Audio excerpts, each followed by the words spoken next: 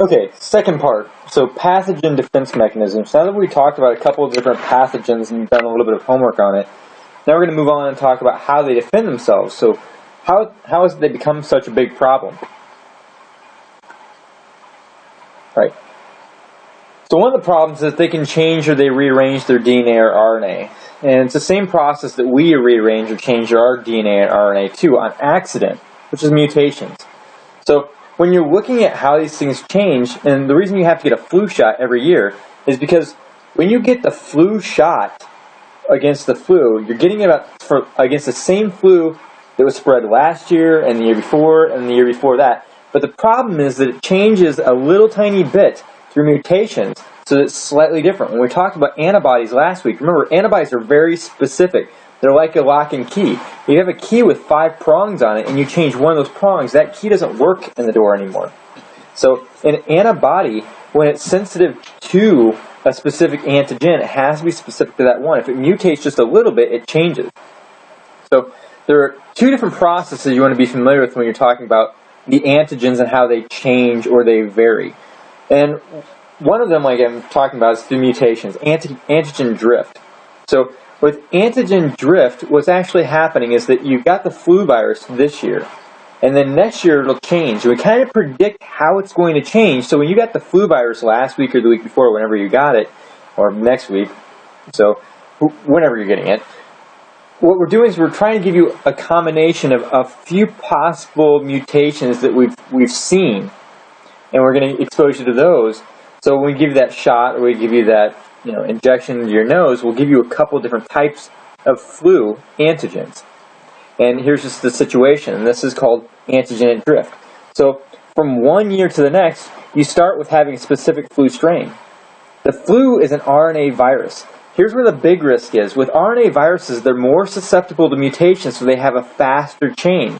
And that's the reason why every year we have to get it done. RNA viruses, if you remember, another one was HIV. And one of the problems we have a problem making vaccines because it changes so fast through antigenic drift. So antigenic drift is when the structure mutates enough that it doesn't have the exact same antigen that it had before. So like I said, here you can see we have different varieties of the flu virus. This antibody will attack it, but next year we're going to have to make another combination so that it can attack this brand new mutation. Right? So when this mutates, the old antibodies don't work anymore. Next situation you have is called antigenic shift. Antigenic shift is a little bit different. So with drift, you're talking primarily about gene mutations. With antigenic shift, usually you're talking about 2 different species. So let's say in this situation, I have a duck. So a duck has a flu virus, just like we have a flu virus, and a pig has a flu virus. But let's say this duck's flu virus moves into another animal. Like, for instance, it goes into the pig. When it gets into the pig could actually recombine or mix its genetics, its flu genetics, with this duck's flu genetics and make a brand new strain of this virus. So antigenic shift usually happens in 3 days. Like, for instance, this bird passes its flu on to a chicken or a pig, and then that pig will pass that flu on to another chicken or pig that may have been exposed to a human virus. When those 3 combine, the human virus mixes with this other virus, it actually picks up characteristics of both. It's not an actual mutation per se, it's a mixing, a recombination of those different genes. Right? Let's see, another combination, antigenic shift, another type could be a genetic change. So the influence in A jumps from a duck to straight into a human. And then that mix of the duck to the human could happen. Right? Another one is when it can just be passed around from one to another. So without actually changing its genes, the bird strain can go from bird to, let's say, another host like a pig, and then go straight from a pig to the human. It may just be the pathway that it passes through. So those are 3 possible combinations. In general, what you want to remember is the difference between the antigenic drift and the shift. The drift is primarily mutations, where the shift is a recombination. Okay? And the real cause for it spreading is doing odd things with animals, like this kid. I don't know what's going through her mind.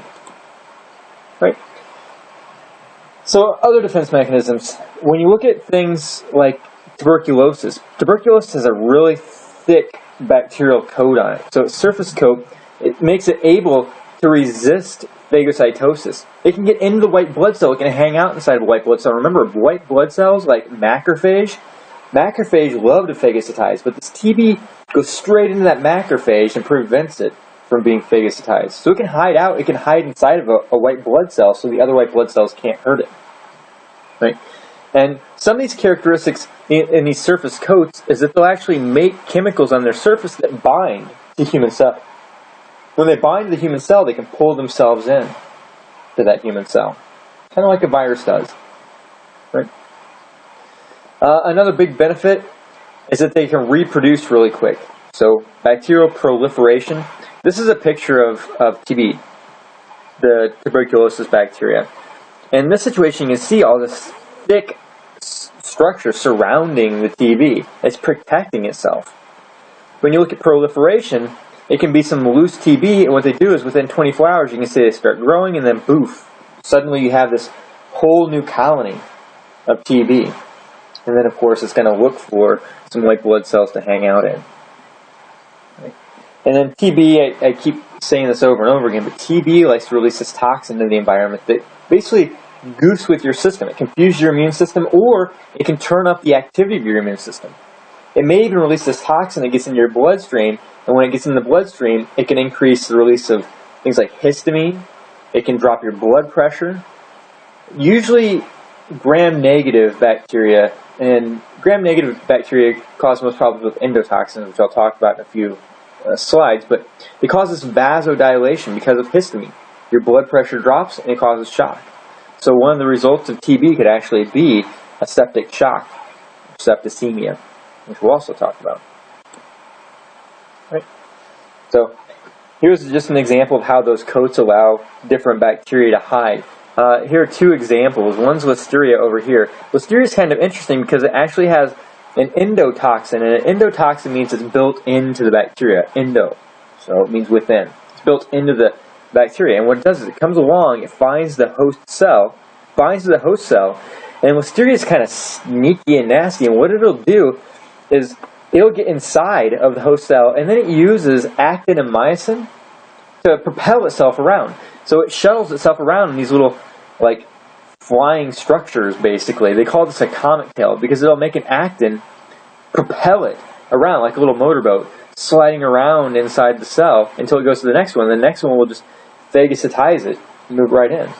Technically, it's endocytosis. So endocytosis is it. But the coat, the whole point here is something like Listeria that gets into your GI tract can actually get into your cell wall and hide inside of it and spread from one cell to the next without being eaten or destroyed. Right? The other type, TB, over here, and yeah, I borrowed the picture from Science Photo Library, but this is an example of a white blood cell that's packed with tuberculosis. You can see it hides inside the macrophage. Once it gets in there, it'll just fill up the macrophage until it can destroy the macrophage.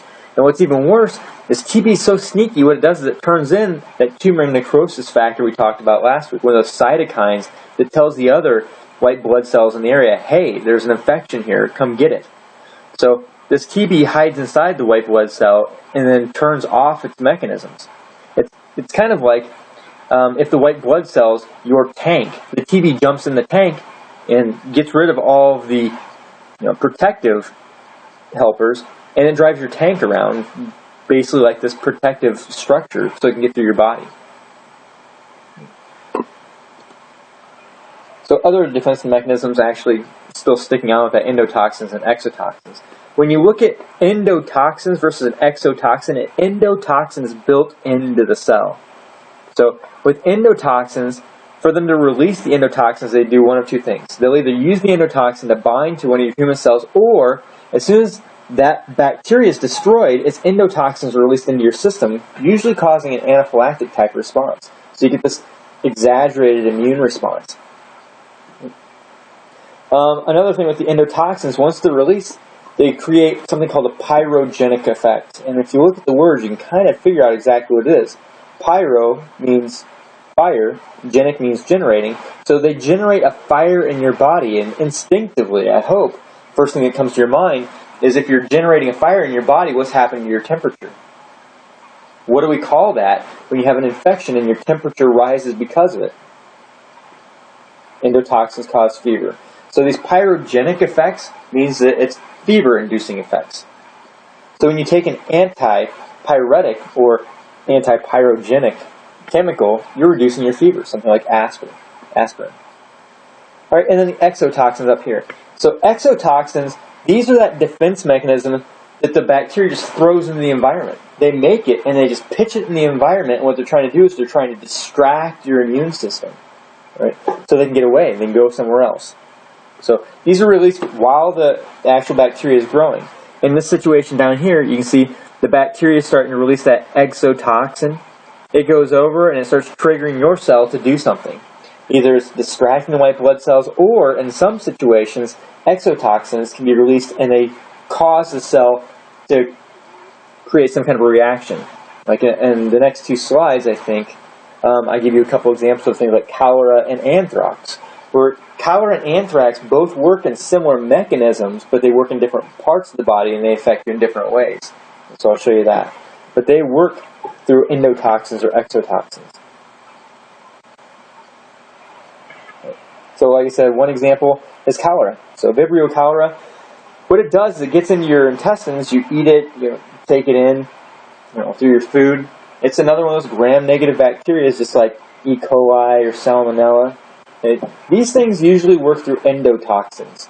So gram-negatives usually affect the body through an endotoxin. Vibrio cholera is no exception. Vibrio cholera actually, what happens is it gets into your GI tract. It'll come cruising along. Here you can see the villi, so the microvilli actually, along here. It'll come along and it starts binding to receptors. So it'll bind receptors, and especially the sodium-potassium pump. And this is where it's really interesting. Normally the sodium-potassium pump will be pulling sodium into the cell, which pulls water along with it, helping you absorb water from your GI wall. But what the cholera toxin does is it turns that pump on in reverse. So it starts kicking sodium out of your cells and into your intestinal wall, or in your intestinal lumen. And if it's kicking the sodium into the lumen, what of course is going to chase the sodium? Right, the water. So now you're building up all this salt and water in your GI tract. Normally your GI tract absorbs the salt and water.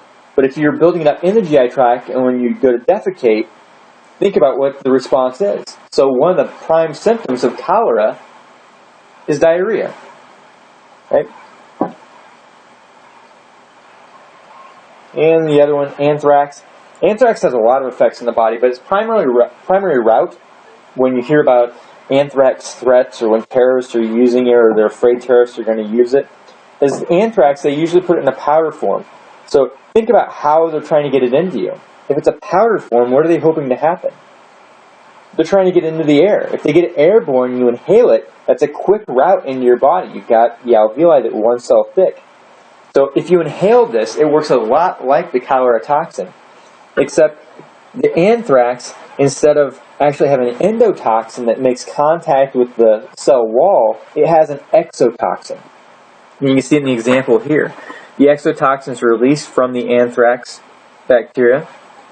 It moves through the environment. It comes over to your cells. It binds to the cells, and it causes the cells to do the same thing, pump the salt out.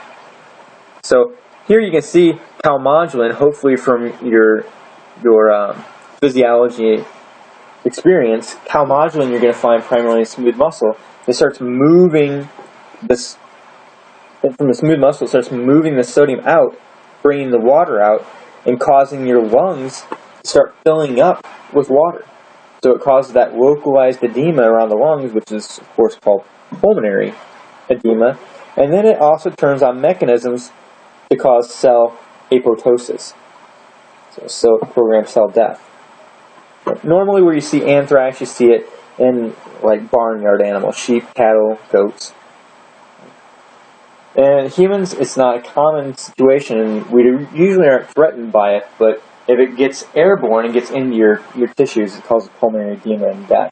And it'll keep spreading through your body over 1 to 6 days. So it can get in through a cut, it can get in through your GI tract, but the common route is going to be inhaled. Alright, next. Bacteremia and septicemia. So technically bacteremia and septicemia are a little bit different. Bacteremia just means bacteria in the bloodstream. So it tells you right there by the name. Bacteremia, sometimes you may not see, like clinical evidence of it. It might be a mild fever, just a little bit of a spike. Maybe you have a little increase in white blood cells, you feel a little tired or sleepy, and that's it. Sometimes it leads to something more severe, and that's septicemia. So septicemia is bacteria in the bloodstream, but it's usually associated with more severe diseases like blood poisoning, which is also known as bacteremia with sepsis. Usually these situations are life-threatening. Right? And then the next one is called sepsis itself, and sepsis is overwhelming infection of the bloodstream. And another name you hear is SIRS, which means Systemic Inflammatory Response Syndrome. And there are lots of routes you can have this come in. Basically, you can come in through the kidneys, the liver, the skin, the bowel. So, lots of different methods. So 3 general terms there. You've got bacteremia, which just means bacteria in the bloodstream. Septicemia, which is a little more intense, basically causes different types of infection. What's the word I'm looking for? Major infections to the body. And then sepsis is when it becomes overwhelming. So systemic inflammatory response. Okay. And then again, most of these are endotoxins that are coming from the gram-negative bacteria. That's the most common cause. Got a question on there? So, lipopolysaccharides, and you saw that word a couple slides back. In the cell wall of the bacteria, that also induce fever are called what? And there are 2 things that I would actually look for. So, if it's in the cell wall of the bacteria, that should tell you. It's something that's toxic to the body, but in the cell wall. It would be an endotoxin. And if you want to get a little bit more specific, because I put the term, it induces a fever, what is it? It's a pyrogenic. So, a pyrogen. So I would look for an endotoxin or a pyrogen, or ideally, actually, both. Right.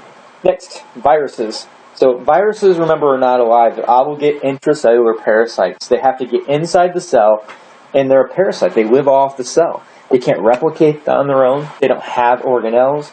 They don't have the ability to make ATP to run the functions. They get into your cells, they infect your cells, and then they borrow your equipment until they use it up. So here's an example. This is a virion. Virion, when I was learning about it, we refer to them as baby viruses, but in reality, there's no baby virus. A virus is a virus. So you have this little tiny virus here, and it's moving through the system, and it's looking for this host cell. When it gets to the host cell, it can actually get into the host cell and affect it. And once it's in there, it's going to try and inject its DNA or RNA into the host nucleus and make copies of itself. Let's see, I already mentioned no metabolism, so it's not capable of life. How it spreads? Like I said before, it can be DNA or RNA. It can be single-stranded or double-stranded. Of course, if it's double-stranded, it's going to be a DNA or an RNA. It's going to be a DNA. If it's single-stranded, then it's RNA. And how it works is kind of interesting. And I borrowed this from another textbook, but when you look, here's your virus. It's wrapped in its host coating. So it has its own DNA or RNA in the middle, but because it used your machinery, it's going to wrap itself in a nice little U coat. So I always think of it being like a fur coat, wrapped in this animal skin. It's basically wrapped in your cell's skin. Right? On the surface of it, has its own unique identifiers. So it can be identified by these little markers. When it rolls along by one of your cells, it matches its markers up to yours and says, hey, I know what this is. This is a human cell. This is perfect. So what happens is it binds. Once it binds, it's going to pull itself in, and this term is called uncoating. It actually peels that protective coat off the outside and injects its DNA or RNA inside of your cell. So now that genetic material is inside your cytoplasm, right? So the DNA provirus enters the nucleus at this point. It moves on in, it injects its DNA into the inside, and then it integrates into your your DNA. If it's an RNA, the RNA actually has to switch itself around and become DNA. And when it does this, it uses something called a reverse transcriptase. Remember when we talked about transcription before? We were talking about writing RNA from DNA. A reverse transcriptase takes RNA and reverses it and turns it into DNA. And we'll talk about that a little bit more when we go to HIV and talk about HIV. But then it's going to take that new DNA, inject it into the nucleus, and then integrate it into your system. Right, next. So cellular effects of viruses. We already know it goes in, it affects the DNA, and it causes mutations. And the problem with mutations, you know that as you accumulate mutations, hopefully accumulation of mutations, what should pop in your mind would be cancer. So you always have to worry about that risk. Here's some of the problems. One problem is that it shuts off the host DNA. So if this gets into a cell that has a primary function, like for instance if it gets into a T helper cell, and the T helper cell usually is good at communicating with the other cells, and now this thing shuts off all of its communication, now you have problems. And we'll talk about it when we talk about HIV. Right? It can disrupt the membranes. So it can actually cause the lysosomes to break open, causing autolysis, destruction of the cell. If you're lucky, it promotes apoptosis. So that cell, your human cell, recognizes it has a virus in it, and it turns on that mechanism, remember, that pops a little flag on the surface and says, hey, I'm infected with this virus, kill me. Alteration of antigenic properties. It can change the structure on the surface, which is a good thing, because remember you have white blood cells that are circulating through your system looking for changes that make these cells look more like not you. If they're recognized as not you, your white blood cells will attack them, destroy them, and you don't have to worry about this virus getting out. Right? And then, of course, that last one here, cancerous cells.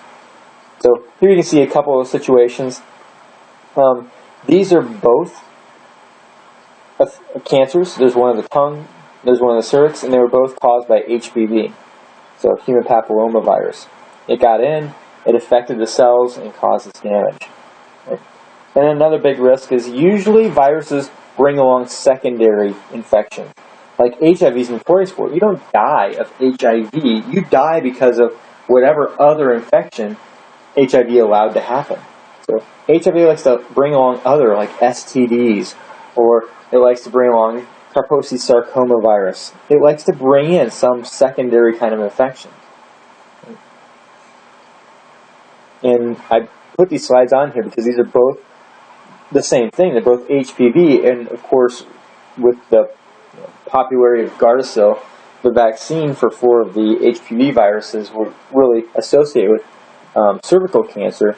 But what they're finding is that there's a higher rate of oral cancers because of HPV also, and penile cancers too. Okay, next type of microorganism, fungus.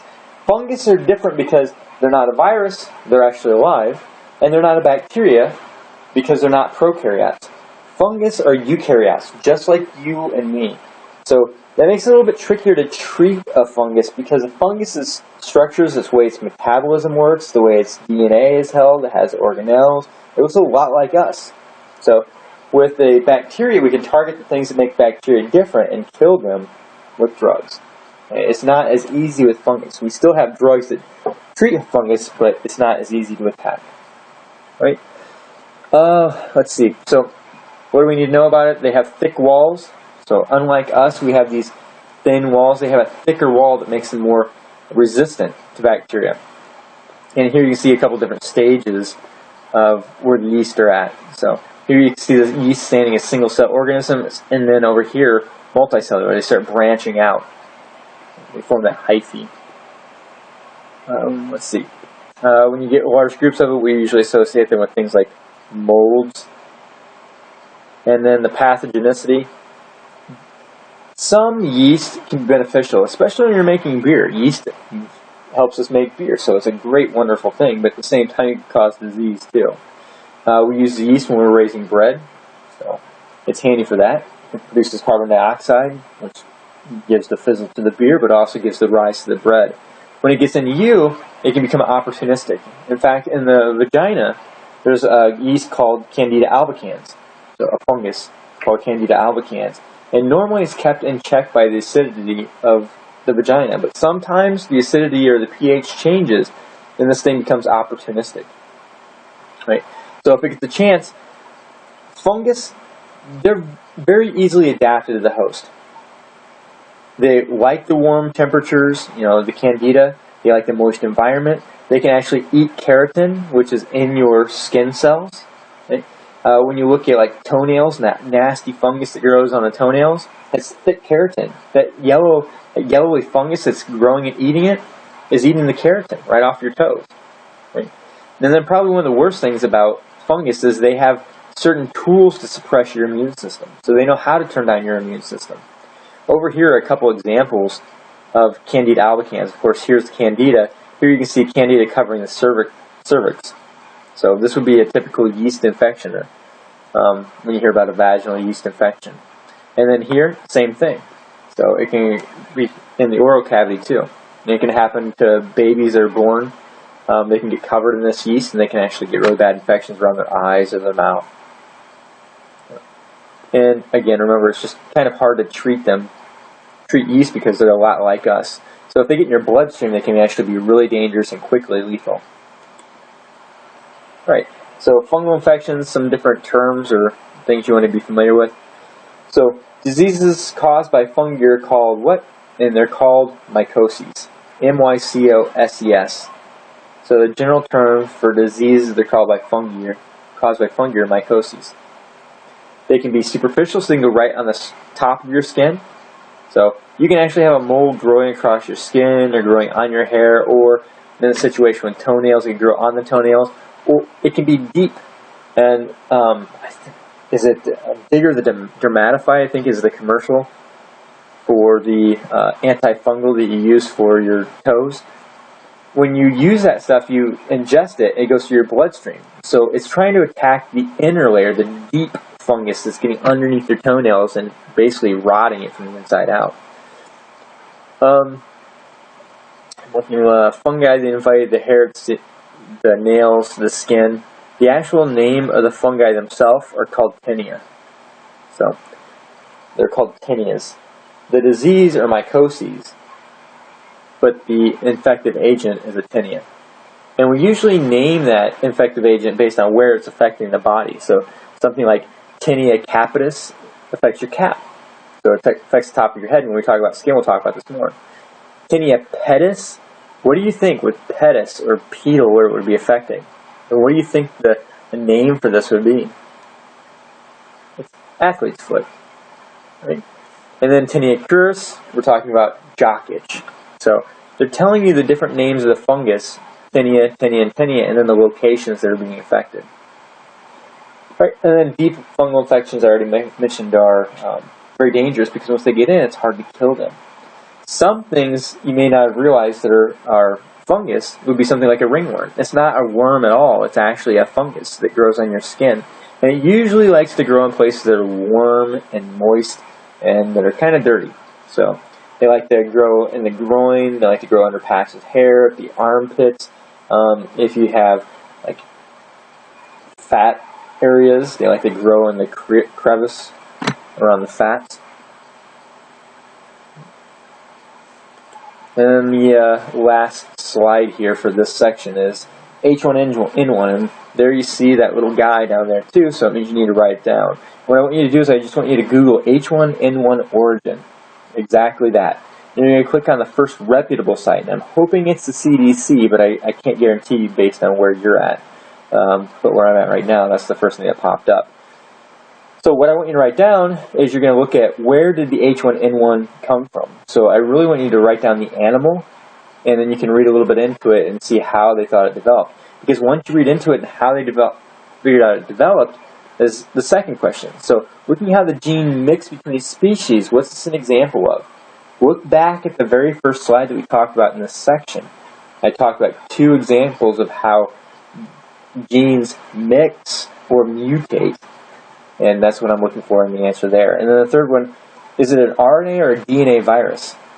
RNA viruses are more dangerous because they mutate quickly. So if it's an RNA virus, what's that tell you about our ability to make vaccines that are effective in the long term? Or if it's DNA, what's it tell you? Right. And that's the end of this section, and I'll give you a break, let you do that little bit of homework, and I'll see you in section 3.